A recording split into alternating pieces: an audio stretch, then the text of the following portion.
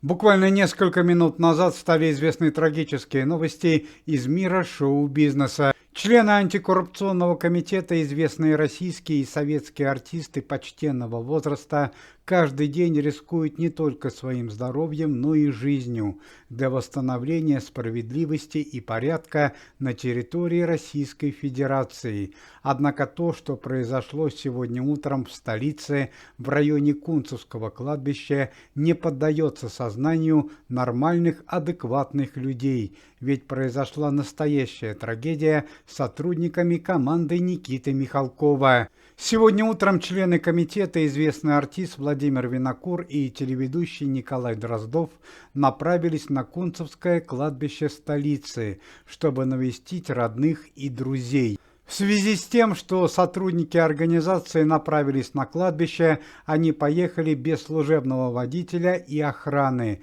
За рулем автомобиля находился Владимир Винокур.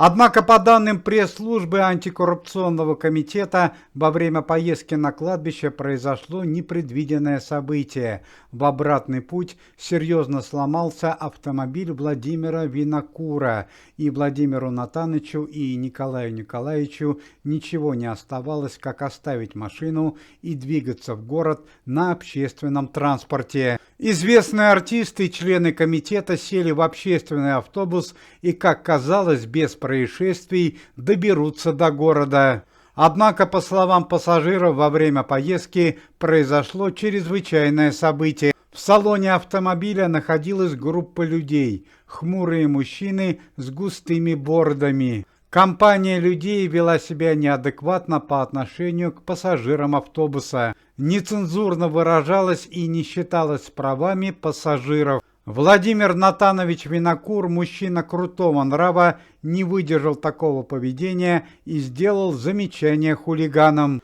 Последней каплей терпения для Владимира Натановича Винокура стал тот факт, что хулиганы стали приставать к молодой семье и согнали с места пожилую бабушку, пенсионерку. В автобусе произошел конфликт между Владимиром Винокуром, Николаем Дроздовым и группой хулиганов. К сожалению, силы были неравны, а пассажиры автобуса, вероятно, узнали известных артистов, но не помогли им.